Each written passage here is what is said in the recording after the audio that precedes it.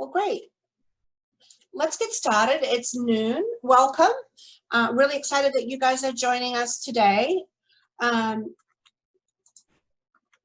We are bringing you this training from the Oregon Consortium of Family Networks, CODSN, which is Central Oregon Disability Support Network, Family Advocacy and Support Network, Community Force, Kintsugi Disability Support Network, and we are, for Eastern and Central Oregon, the family networks that connect families to support other families and use this as a tool to become better connected and a stronger family unit, and to really give families an opportunity to advocate for their children and their families, and to figure out resources in their communities. So it's a really important job that we have. I just want to share with you that I'm a family with 3 children, and my eldest son, Christian, experiences a developmental disability, and that is how this started my journey in the disability world. Christian is 24, and he lives in an adult foster care home in about a 20-minute drive from us, and he has a job when we don't have COVID. He is actually very anxious to get back to work. So that's what brings me here today to host this training. I have a couple of housekeeping rules that we wanted to go over. Everyone should be muted. Please use the chat box to ask your questions. Please turn off your cameras. We're recording this, and we want to just make sure that we're not recording something in your home that you don't want shared. And we will answer any of the questions that you have at the end of the training, unless it's something that you wanted to ask real quick in the chat box while we're doing this. We will leave the questions to the end. And today's guest speakers are Allison and Stephanie, and you can see them there on the screen, and I just want to welcome them. And we are going to get started here pretty quick with a poll. I want to just find out who we have with us today. So I'm launching that poll, and if you wouldn't mind using the chat box to answer those questions. Diana Hansen, our director for CODSN, has just joined us. Hi, Diana. Hi, how is everyone? They're all on mute, honey. Oh, sorry. I hope everyone is well.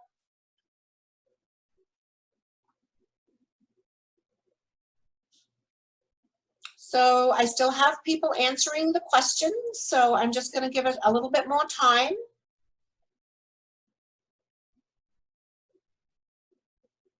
Sometimes it takes a little while. We have 6 questions to answer.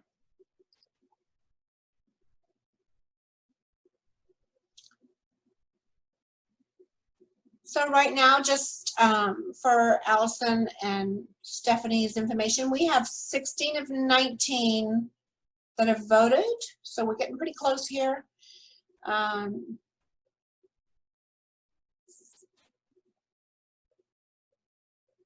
I think we're gonna, whoop, another one. So getting close to ending the poll here so we can move on to the training.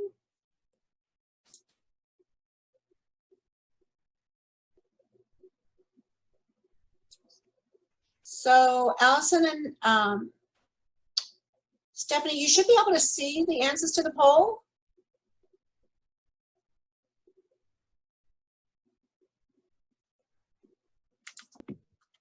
Yes, I do. It looks like mostly professionals, and then lots of parents or foster providers.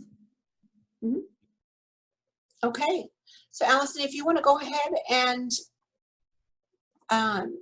share your screen, we can get started. Yes, I will. Hi, everybody. I'm super excited to be presenting on this really important topic. Everyone can see my PowerPoint, right? Jenny, can you nod if you can see my PowerPoint? Okay, perfect. Okay. All right, so I just want to start off with talking about what is anxiety. and give some other words to talk about maybe how we experience anxiety emotionally. So I put a lot of words on the screen, and maybe some of these words resonate with you, especially during this pandemic and being stuck at home a lot more, maybe having things different with school or work. Maybe you have felt anxious or concerned, confused, nervous is another way to describe anxiety. And anxiety and fear are kind of in the same family of emotions. So that's why a lot of these words go together. Maybe cautious or like hesitant to do things, feeling really overwhelmed, panic.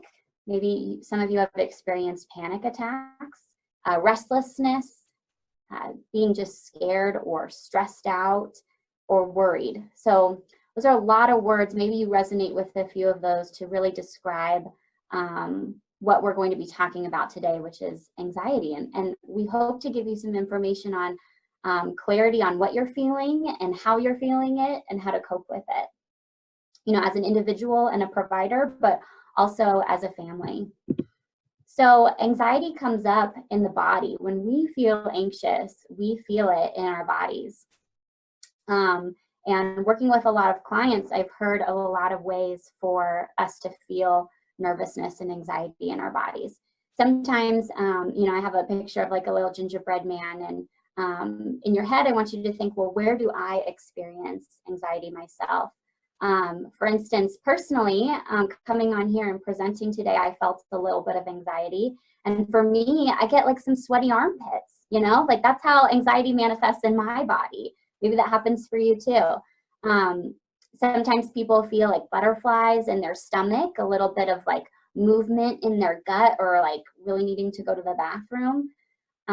Sometimes people like will clench your jaw right here or grind your teeth when you're anxious, or even like get a headache or start to sweat up by your brow. So there's lots of ways that our bodies can tell us when we're feeling anxious, and it's really important to pay attention to those signs. So we talked about words to describe our anxiety and what that feeling can look like in our bodies, but also anxiety can come up in our own anxious thoughts and what's happening in our mind. We might notice that we're having anxious thoughts that sound like, I can't handle it, or I can't do this anymore. Some like negative thoughts about ourselves and our ability that might cause us to feel anxious. Or questions like about the future, or what if I mess up, or what if I can't handle it? What if everything turns out wrong? Those are anxious questions that might come up in your head. And fearful statements like something terrible is probably going to happen. That could be another thing that signals anxiety. So I'd encourage you all to be aware of what are some of the things that you're thinking in your mind when you're anxious or that cause anxiety. So again, to review, anxiety can come up in our mind and our thoughts. We can notice it in our body, and then we can also feel it in our heart and all those different emotions we listed. So I'm going to hand it over to Stephanie. Stephanie's going to talk a little bit about recognizing these patterns and how we can start doing something about it.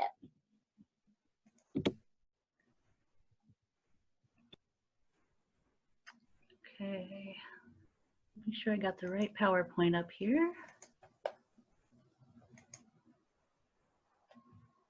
All right. There we go. All right. All right. Can everybody hear me? Okay, I'm getting the nod from Jenny. Awesome. So I want to talk a little bit about understanding anxiety and excessive worry and kind of the path that might lead to, I have here on the slide, anxiety may lead to challenging behavior and can also lead to physical symptoms or other challenges. So, you know, where we start is we have this environment that sets us up to maybe have a worse experience of anxiety. The environment is more than you currently have the skills to handle. So some of those things that Allie was talking about, like the I can't handle it, this is too much. There's going to be those signals, that feeling within your body, that internal feeling, that is that's a setup for what could lead to a challenging behavior or a physical response of some kind. So so then where that can lead to is you have that environment that is more than you can handle, and then you have something that sets off.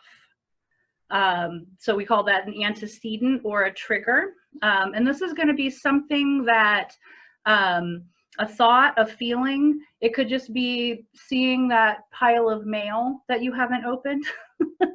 It could be a power struggle. It could be, I always give this example in trainings.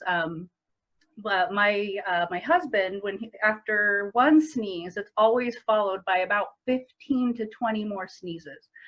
And on a day when the environment is, I can handle the environment, no big deal. When my cup is about to overflow, sneezes, right? That sets off feelings of anxiety. Seems a little bit ridiculous, right? But that understanding that relationship between an internal and external environment that's more than you can handle, and then that thing that just overflows your cup. So it could be boredom is another one, which I'll talk about on the next slide, that we might, for when we're in that role of supporting folks that are going through all the restrictions and cancellations right now, that could be what overflows the cup.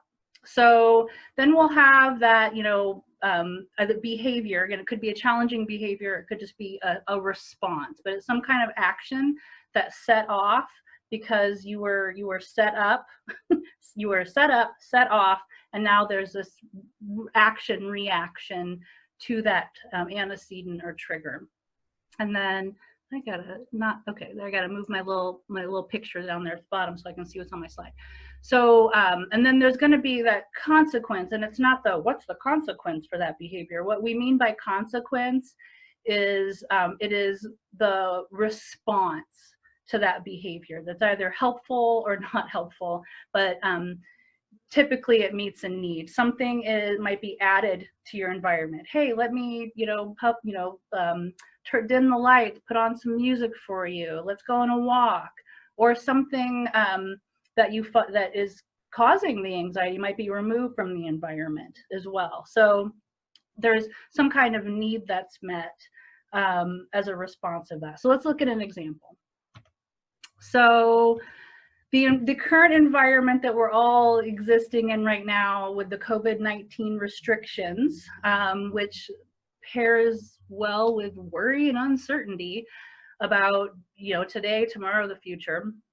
We're all kind of, it's living under that umbrella right now. Related to that is, you're probably missing your friends, and you're probably hearing every single day. I'm also a foster provider. So every single day, and a parent of a child who experiences disability. And I'm hearing, I miss my friends, I miss my friends, I miss my friends. Even after we've been able to see some friends, I'm still hearing, when do things go back to normal? So because those routines of, we go get our soda here, we do this here, those things have been thrown off, and even getting back into the swing of things has been a little herky-jerky. Activities are canceled, camps are canceled, clubs are canceled, Special Olympics is, I don't know if it's canceled, but probably is. So these, things that people are looking forward to, which is part of their routine, where they might see their friends, have all been canceled. And on top of all of that is just boredom. You've watched everything that Netflix has to offer. And so that is going to feed into these things that set off. So it could be just, the news. I know, like, I've just been like, on my phone constantly, like, what's the latest, what's the latest, what's the latest? And then I just feel this crushing weight. But then it's really hard to put the phone away, or turn the TV off. So that could be what sets off a bigger anxiety response. Anticipation. So there's the anticipation of, oh no, is this going to be canceled? Or I haven't seen my friend in 4 months. What's it going to be like seeing them? And you might see self-sabotage as a response to that. So anticipation of positives can even be something that sets off that response. And really anything internal or external that we perceive as a threat, whether it's reasonable or not, reasonable, throw it out the window, right? Nothing's reasonable. When you're feeling that feeling, it's the most important thing that's happening to you right now. Any of those thoughts and feelings related to loss and boredom could also be related to that. I have my daughter's permission to share a story about what this is like for her when this set off happens, and we call it flipping all the switches. So imagine this is like your light panel of lights, and you just turned them all on. If you have them, depending on how you have them wired, right? So this is what we do. And so what will happen is, and honestly, it's usually her mother having a really snappy, unhelpful response that causes the light flips, to get flipped on. And so what I will do is and we've been practicing this, and the goal is that she's going to be able to, she can do this on her own, but I'm there to help her. I like to think that, when she's not living with me someday, she's going to be able to picture this light panel and start turning off one light at a time. And so what I talked to her about is, because what will happen is she does something, and actually let me just jump over, she implodes is what happens for her. So she just like, I'm stupid, I'm not good enough. That one time in 5th grade, like everything it's everything gets flipped on. And so I do some breathing model for her. I bring her a glass of water, and I'm like, all right, we're just gonna get down to the first switch. Okay, let's turn off this switch. Let's turn off this switch. Okay, what's the first switch? I got snappy with you, and that hurt your feelings. And then I apologized to her.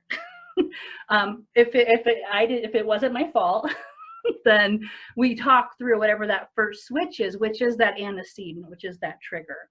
So sometimes what you'll see is that the floodgates get opened, and you'll see a big emotional response, which could be implosive or explosive. As Allie was talking about, it could be a panic attack, a physical response to that feeling of anxiety. I have swearing, throwing things. You might see a high intensity need for reassurance. Do you still like me? Do you still care about me? You like me, right? Like you'll see just that, like following you around everywhere you go. Some targeting of others, taking it out on others, and then seeking stimulation. And I know a lot of us sought stimulation in food the last couple of months, right? So, I think we can all relate. So you might see, like you just ate, but there, you or that person you support is, food is going to put out this fire right now. Video games is going to put out this fire right now. Going out and getting a milkshake, whatever, like there's going to be that stimulation seeking that could be a response to that. So helpful, so this could lead to helpful responses, which is we assist the person with calming, because we've kept ourselves pulled together, we've done our deep breathing, we're able to help co-regulate and be what that person needs us to be in that moment to help them get to that calming space. We might change the environment. If it's the dog that's the trigger, we'll remove the dog. If it's the housemate, we might redirect them. If it's a sibling, we might, bribe them with something, get out of here. We're gonna do what we can to keep things safe, or we become triggered too. Now we have 2 people that are escalated and out of control. So, and that is not to, beat up on anybody, again, as I lose my control too, we all do. But it's this is the understanding piece. This is the, oh, this is how it works. Because now we can like work on our own responses and how we can be a support to our kids or the people that we support. So when we're looking at that environment, that's where we really start. We don't even need to have the whole rest of the pattern of antecedent behavior consequence. If we can put a lot of support into the environment, both that person's internal environment and how they feel about themselves and what's happening in their external environment. So easy to say, hard to do, supporting a healthy lifestyle, diet, sleep, physical activity. Just like do the best you can. But I know that I have not been as motivated to take care of my diet, sleep, and exercise. So, but it does help. Increase processing time. So really be aware. Because if the person we're supporting or our kids are starting to go up, we start to go up too. And we need to like stay level and calm. As they say, put your own oxygen mask on before you support the other person. But we need to be mindful of how we are rapid fire talking or giving too much information. We might just need to say, hey, do you need a little time, a little space? I'm good, you good? Just give that person a little bit of time to process. Or let's say there's going to be a transition in 15 minutes to a doctor's appointment, something that is not a preferred activity for this person. Hey, we're going to leave in about 15 minutes. Just walk away and give that person time to, get all those feelings, kind of processed, and maybe remove yourself as the trigger who's just provided them with that unpleasant information. Really important to have a calming space, and a person's bedroom might be that calming space, but sometimes, like, our kids, people we support, they want to be near us. They don't want to be out of our sight. So that calming space might be in the common area of the home. Or, we can also set these spaces up in work environments and school environments as well. But you need to, when you need a break, here's where you can go and get it out. Or, do what you need to do to calm down. And really work on that, practice that, model that, so that person is, seeing, oh, when I'm feeling this way, I can go here, and everybody looks happy when I do that. Yay! I'm going to do that more often. We want to, especially right now, match demands to the person's abilities. I think it's great that we are wanting to. We have, high expectations, and we want to help people, our kids, be the, be the best that they can be. But again, especially right now, like, you just meet everyone where they're at. And if we want to, I say nudge. We nudge people out of their comfort zones. We don't push people into the deep end of the pool. We're just, it's a gradual exposure, I guess, to things that you find that cause you to feel like you can't handle it, so you can learn that you can handle it with support. And then moving, if we kind of look at this as a path, empowering self-advocacy. This is something I've worked with my daughter on over the years. One of her challenges is that she's hard of hearing, and being able to tell that teacher, you forgot to put the closed captioning on. Being able to, ask for the video ahead of time so she can watch it, because if it doesn't have closed captioning, or even just being able to talk about, what she needs for calming and support in that moment. But just like learning how to have the language to say, here's what I need right now. Could you give me a little more time to process? Could you, those are important skills to add on and reinforce.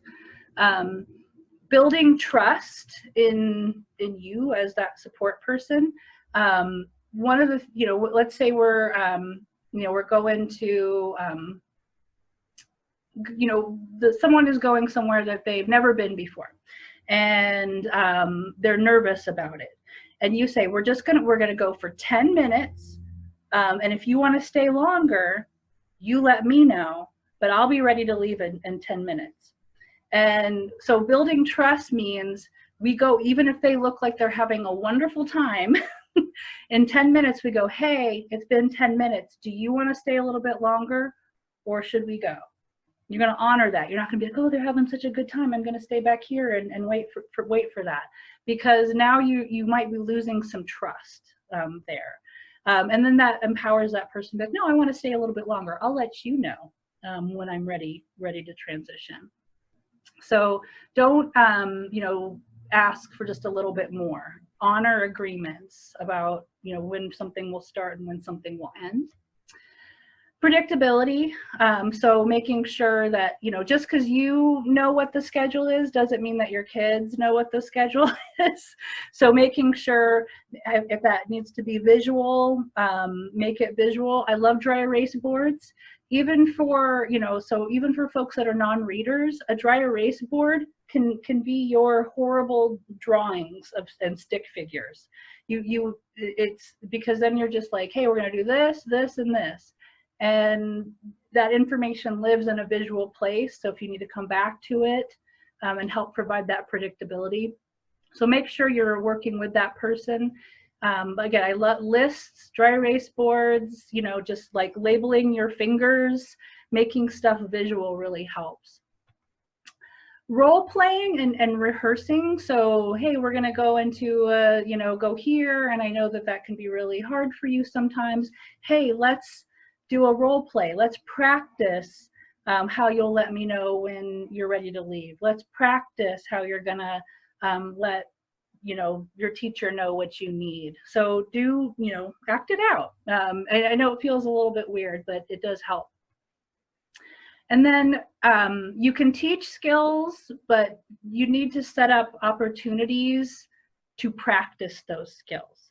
So practicing at home, if the skill is needed at home, practice at home as much as you want. But if it's a community skill, you need to create the opportunities, even if it's causes your anxiety to go up, but you need to create the opportunities to actually practice being able to go places and do things that to learn those skills.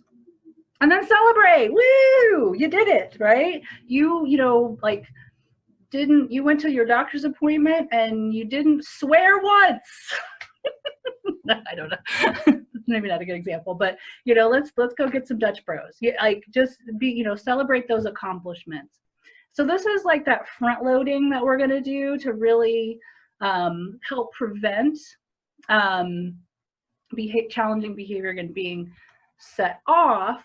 So, but hey, we have these great plans. We do all this proactive stuff. We're totally awesome. And people are still, their cups are still going to overflow, right? Because we know, because that happens to us. So what some skills related to helping to address that ABC cycle that we talked about. We're going to model and cue those regulation skills. I have a lot of people that know when I go like that it's time to get calm. So like Stephanie's calm and she's going to make sure that I get calm. So I better, get on board here. So we're going to model that deep breathing. We're going to model that all these skills that we've worked on beforehand. We're going to watch for those early signs of distress, and Allie kind of talked about that with noticing what's happening in your body. So, look for that single tear rolling down the cheek, the tops of the ears getting red, that person, maybe like their breathing being a little more shallow, because that is your opportunity to keep it from resulting in a challenging behavior or extreme physical response. So don't, pay attention to those and help the people that you support. I mean, a lot of kids that I work with right now, that's what we're working on, noticing when they are starting to feel out of control. So they can tell me when they're calm, oh yeah, you do this, this, and this when you're feeling stressed out. They got it down when they're calm. So I'm working with them on noticing that pit in their stomach, that feeling in their chest, so they can catch themselves before they escalate. So allow escape from demands before the person gets overwhelmed. And I think we're like, oh, well, they're just trying to get out of it. Maybe, but that's not really a concern right now. Like, you know, if somebody is like, this is too hard for me, listen to them. They are advocating for themselves right now. Say, hey, how about I help you finish the rest? What, there's no, you know, do that before it gets into the ugly places where people are really upset. So, you know, work with folks on making things a little bit easier for them. Decrease confusion and increase information, but in all capitals, don't talk too much. So like I talked about increasing processing time, you know, where, like, again, you know the schedule in your head, you know what's going on, but if you're in that role as a parent or supporting someone in your home or in the community, they might, you know, they're confused, and, you know, you give them the information that they need to be able to get through. One of the things I've learned over the years is something called the all-important questions.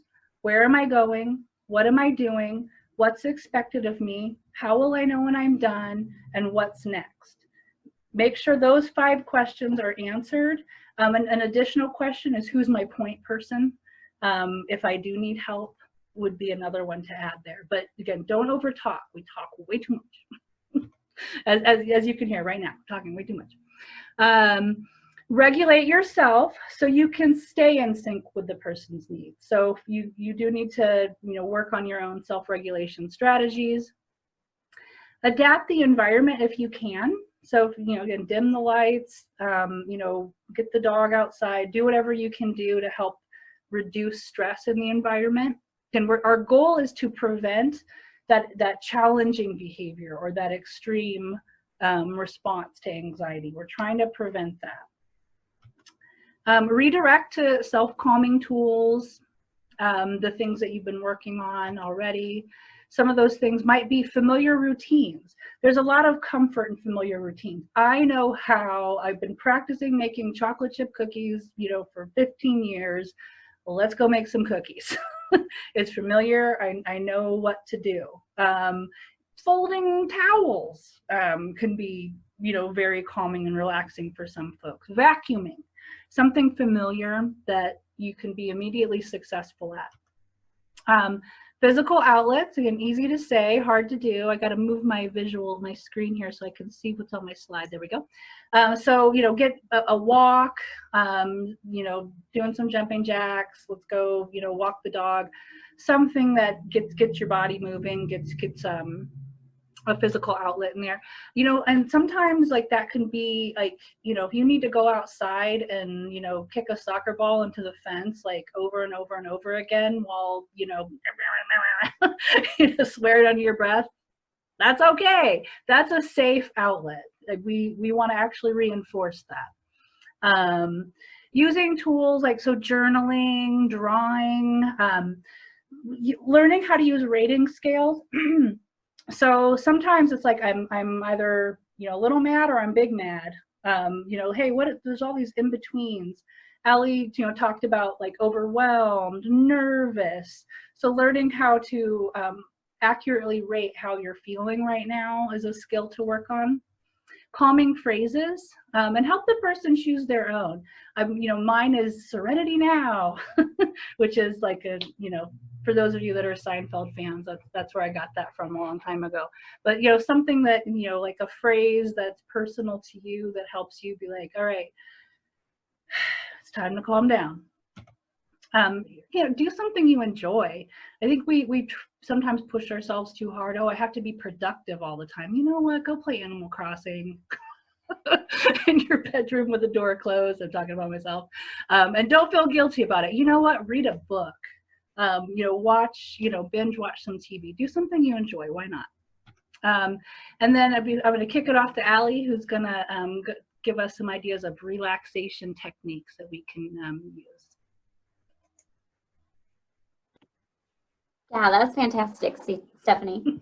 I am gonna move back to my PowerPoint.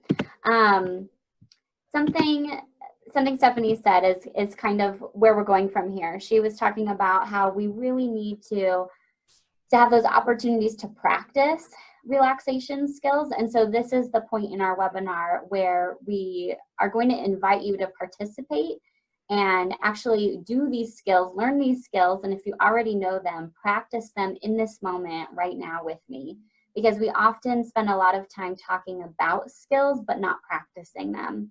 And so I'm going to go over some simple skills that are used for absolutely anyone, and also address what Stephanie talked about for co-regulation. So she talked about how when we're supporting somebody who's really anxious, we ourselves need to be able to regulate ourselves.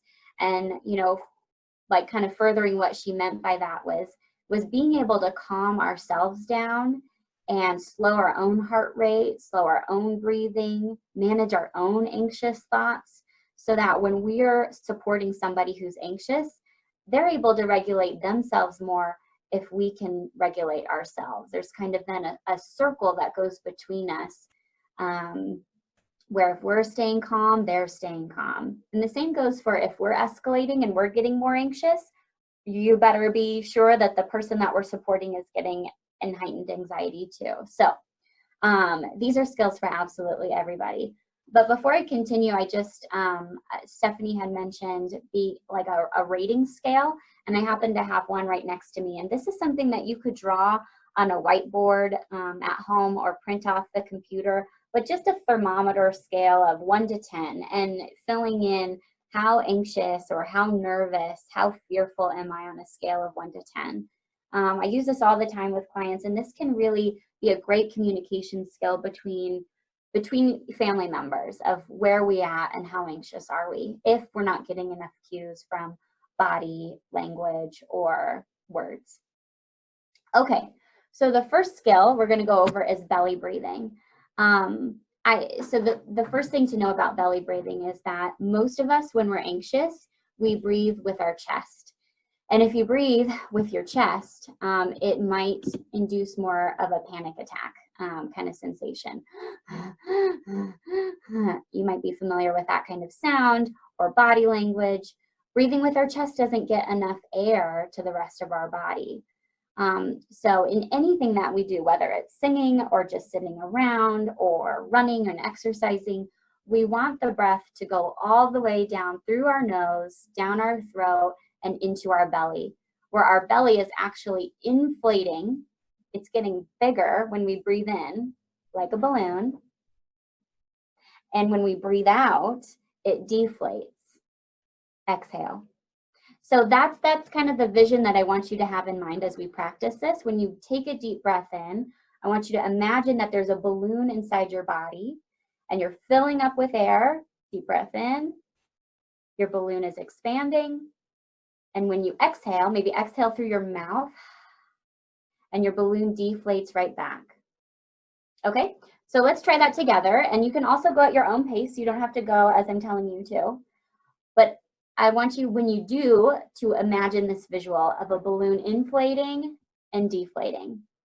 So let's start with taking a deep breath in your nose, filling your nose down your throat into your belly with air. Big balloon. And exhale. Exhale through your mouth or your nose. And imagine your belly is deflating right back to a little balloon. Good, and keep going at your own pace. Inhaling, filling your belly up with air. And exhaling. And sometimes I like to have one hand on my chest and one hand on my belly. And really notice, okay, is my belly moving? My belly filling up with air? Is my chest moving? The goal is I want to keep my chest pretty much in the same place. I don't want to take a big breath like, because the goal is not to fill my chest up with air. The goal is to fill up my belly with air. So balloons are a great way to describe it for kids. Also, another great way to practice this is laying down. It's much easier to take a deep breath in with your belly when you're laying down than when you're sitting. So try that. And kudos to you for trying that right with me right now. Move on to the next one. So this one is called progressive muscle relaxation.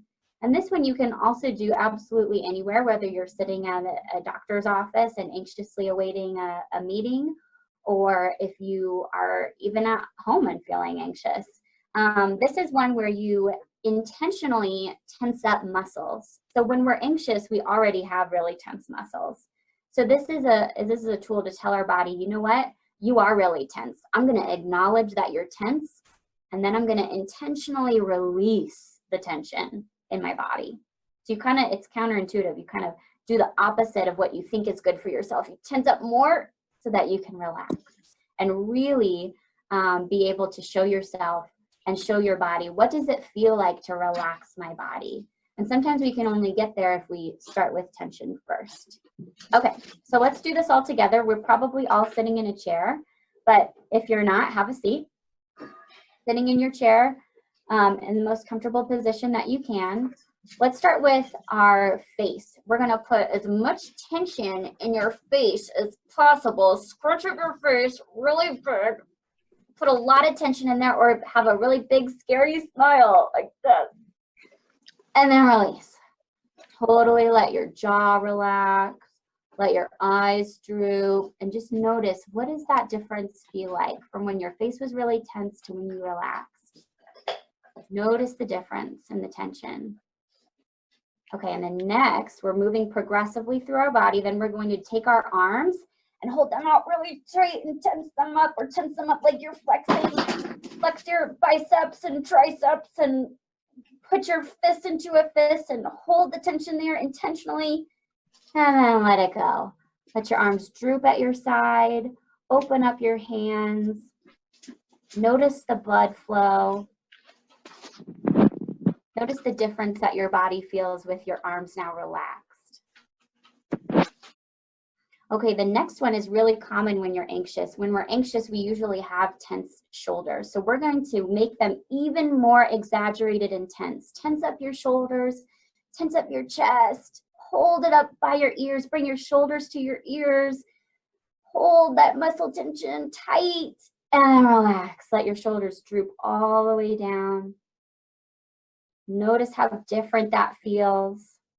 I can even feel like blood flowing differently, a sensation of warmth coming over me.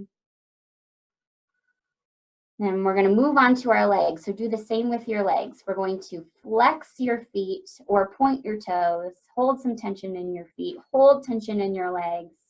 Tighten up those muscles. Hold them really tight.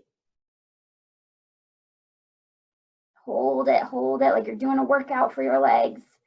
And then release. Let your legs fall all the way back down to the ground. Feel your legs against your chair. Absolutely no movement in them. Notice what that feels like.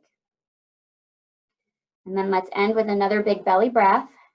Inhaling through your nose, filling your belly with air, and exhaling. Notice your belly moving back down. Okay, so hopefully you got some sensation of relief from progressive muscle relaxation. And the last one I want to go over, you have to grab an object that's nearby. So I want everyone to find something, maybe in your living room or kitchen, wherever you are. I'm going to grab a Cheez-It for this example. And we're going to use our 5 senses to go over this technique. So 5 senses is another co-regulation or regulation skill, relaxation skill that you can use absolutely anywhere, because it involves your 5 senses, and there's always objects or things around us. So this is one to use when you're maybe when you have a lot of anxious thoughts and you can't stop them from spinning and you need to just get out of the spiral of thoughts. Move your attention somewhere else and get grounded in your body by using your senses. So I'm going to show you with my Cheez-It, but I want you to each have your own object too. We're going to go one by one with our 5 senses and do the best that we can to describe using our 5 senses. So I'll show you my example. So I'm starting with my eyes. What does my Cheez-It look like? Now this sounds a little silly, but we got to get detailed here because we're moving from our anxious brain to a calm, regulated state. So my Cheez-It looks square and orange, and it's got little salt flakes on it. It's got a little hole in the middle. It's got rigid edges. Do you see how detailed I'm getting? We can get as detailed as possible with talking about the object. So that's what I see. What do I hear? My Cheez-It's not talking to me right now, but I could like maybe drop it on the counter and hear a little bit of like a hard clink kind of sound on the counter. What does it smell like? I didn't practice this beforehand. This is totally off the fly, off the cuff. It smells cheesy. I bet that's a surprise. It smells salty too. It smells really delicious. I can't wait to eat it. Okay, what does it feel like? It feels hard. It feels I don't know, it feels small. Is that a sense with my hands? Probably not. It feels small. It feels kind of like sharp on the edges. It feels kind of rough as I put my fingers over it. So you too, with your object, I want you to be feeling. Hopefully you were listening to your object too. Okay, so hopefully you smelled your object and described what it smelled like. Okay, now if you can taste your object, taste it. So my Cheez-It is very delicious. It tastes cheesy, tastes salty, it tastes like it smelled, really. It tastes crunchy, or maybe that's a sound, I'm not sure. This exercise is hard. I can't come up with any descriptors besides cheesy and salty, but hopefully you guys were able to come up with more descriptors. And I want you to notice when you try this later, if maybe you're trying this when you have been thinking some anxious thoughts, were you able to kind of bring yourself back? Were you able to calm yourself down or redirect yourself? This is also a really easy exercise to do when you're with somebody else. So if you notice that the two of you are getting anxious, or the person that you're supporting is having lots of anxious thoughts, redirect them to an object and say, let's go through our 5 senses with this. Let's just take a little bit of a break. It doesn't take too long. And so that can be another really effective way to regulate yourself. Okay, so those were the things I wanted to share.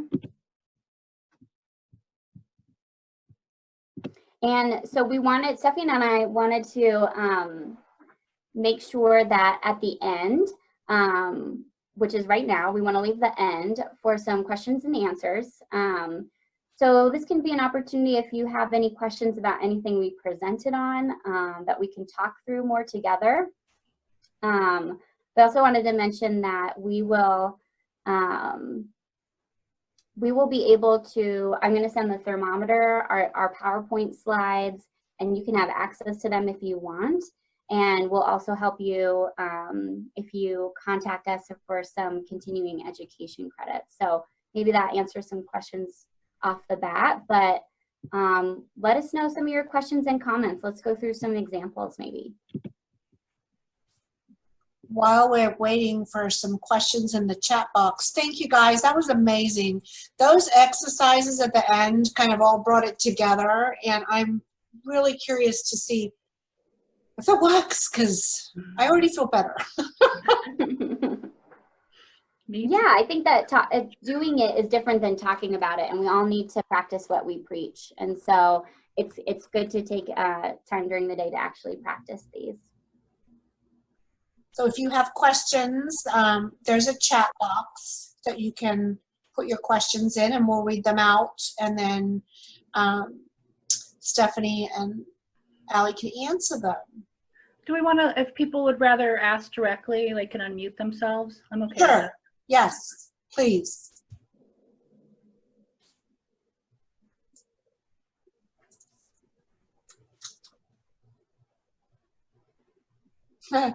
So we have, I feel more relaxed, not a question, but an observation. This was a great training. Thank you so much. It was a boring training. Thank you. Hi, this is Trish. I just wanted to say thank you guys so much. This was fabulous. I'm not going to put my camera on because there's There's more reasons back here, but we all three really enjoyed it, and I'm hopeful that you guys are going to do this, more often. Even if we could do this like once a month, more of a for providers, definitely, so that we don't feel like we're forgotten. And you hit on a lot of good points that, because sometimes you just need a little reminding of things, because we all get anxious. I mean, sometimes I just want to peel my face off, and that's not a good look for anybody. So I can't really do that. And I'm getting some nods over here. So I'm not as perfect as I would like to think that I am. So I appreciate you guys doing this, and it was very, very helpful. And again, I hope that we get to do this again. And thank you for letting us keep our cameras off, because nobody needs to see gardening, Trish. Yeah, thanks, Trish. Are there, you brought up a good point. Are there maybe topics like maybe emotional or mental health topics besides anxiety that people are interested in? I think boundaries would be good. Being able to set boundaries with yourself. Mm-hmm. Having boundaries with yourself, knowing when it's okay to say, no, I can't do this. We cannot do this. Because if you continue to try to please everybody, you're not going to make it. You're just not going to make it. And I think a lot of us could use some extra tools in our tool belt. We talk about tools to help our folks cope, but we need, and they're great tools we can use for ourselves.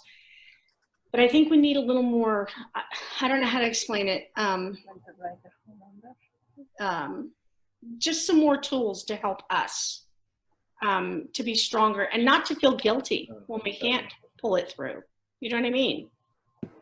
Yeah, that's a great topic. Yeah, thank you. Okay. I'll leave it for someone else to start talking. Otherwise, me, I'll just talk and talk. So I'm done. But thank you guys. You were fabulous. Thanks, Trish. Yeah. Are you local here in Bend? Yes. Ellie? Everybody? Yes. Mm-hmm. Yeah, I work for Deschutes County Behavioral Health. I'm a mental health therapist. I work for Opportunity Foundation. I'm a behavior professional. And I can attest to both of their credibility. They're both terrific. They've helped me with several things, so which is awesome. Good to know. Yeah. So whose phone number is this? The 541-548-8559? That's CODSN Family Network, Central Oregon Disability Support Network. Oh, okay. And at the end of today, you'll get an email with Allie and Stephanie's contact information. And I will be sending the slides so that people can see what the presentation slides were. We are also hoping to post this on our CODSN website so that people can review it at their leisure or share it.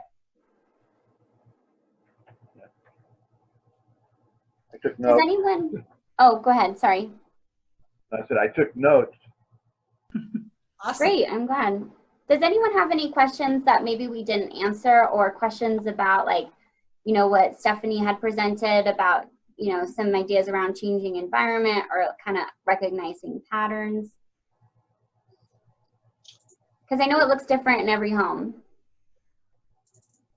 It's interesting that this is more than an observation, I guess, but it says that seeking stimulation and food came up, because I think that involves everybody. We've all been cooped up. It's not just us and the person we're taking care of, and they're the ones that we're taking care of, and we're fine. We're all subject to this. So yeah, I've noticed that I've been trying to watch my weight, and it's been a struggle. I'm with you on that one. Those chips at midnight, Yeah, I think, Stephanie and I talked about that in creating our slides, that I think right now with this pandemic and we're all kind of stuck in our own much smaller environments, we get restless and seek that stimulation because our typically, depending on who we are, but typically our sense of meaning and purpose during the day has now changed. It's either taken away, like we're not going to work or school anymore, we're not seeing the people we love anymore. And those things keep us going, having meaning and purpose. And when we don't have those things in our life anymore, then we can getting anxious and restless, like what am I even doing with my life right now? And so I think that seeking stimulation might be to try to kind of fill some of that void of what was purposeful. So if seeking stimulation is something that resonates with you, I think maybe what Stephanie had said around like creating routines and creating structure and what gives you meaning and purpose? What can you add to your day or make meaning out of in your day to kind of bring some of that restlessness down? If I can interject for just a second, it's Big Mouth Trish here again, one more time. So one thing that we found that's been helpful as far as watching our weight, because it can be very, very, very stressful. And we all go to, because we are creatures of habit, we go to what's easy and quick because we just want to get it done. However, having said that, one thing we found was a cookbook, and we started picking out recipes, healthy recipes, and we would make up, you know, because we have our list of foods that we have that are our menu for the year, you know, but we decided, what the heck, let's just have some fun, and we found very good lightweight recipes that with almost everything that we have in our pantry, and it's just a different way and healthier way of making the stuff you already have. So and online is brilliant, and if you can't get online, there are so many magazines at the store right now, and one magazine will feed you for 2 weeks. You can find a recipe in there for 2 weeks and make the largest amount so that you do have the leftovers, and then have one night of just leftovers and everybody gets to buffet. And I'm just throwing that out there, sorry. But you can eat very healthfully that way. And water. Okay, I heard it. Okay. And I'm gonna mute myself. That's all. Yeah, YouTube is great for cooking demonstrations as well too. Allie and Stephanie, I have a suggestion for a training opportunity on routine and the importance of consistency and how to best support families with those. Yeah, okay. That's a great suggestion. I know that in our family, consistency and routines are extremely important for the anxiety. Yeah, and I think like right now, the world looks a lot different and our summer's looking different than we had probably already planned. And so that means routines are different. And so it would be nice maybe to have a whole topic on routines and how they're different right now than usual. We can't rely on the things that we used to keep routine. So that's good. And I can help you with making them visual. Mm-hmm. Love that. That's my forte.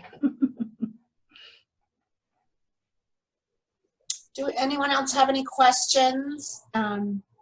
We're getting really close to 1 o'clock and I want to honor everyone's time. I also want to say thank you again for joining us today, and we will keep you informed of any up and coming trainings. Thank you. Training. Yeah. This counts as training, my wife asked. Absolutely, yes. Okay. How do we record this? So Record it. I will send you an email and it will have my information on it. If you want to reply to it and say that you need a certificate, I can get you a certificate. Or just so we can document that we've had it. So when Perfect. Yeah. Yep, If I we can can totally do that. And we're going to provide copies of our slides and the thermometer that I spontaneously showed, and then you'll be able to watch this again if you need it. So you'll have all the material. Yeah, I wrote it down. Okay. We had someone just respond in the chat box that a great resource that's free for routines is available on Conscious Discipline site. I haven't checked that one out before. Neither. Conscience what? It's called Conscious Discipline site.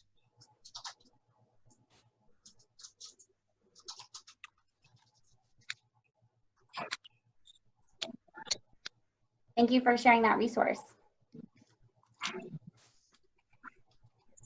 Okay, and it's called consciousdiscipline.com. Oh, Thanks, Chris. Thank you, ladies. It was wonderful. Thank You're very you. welcome. Thank you all for coming. All right, we'll say goodbye. Bye. bye, everybody. Bye. Bye. Bye. Thank you. Bye. Bye. Bye. Goodbye. Bye.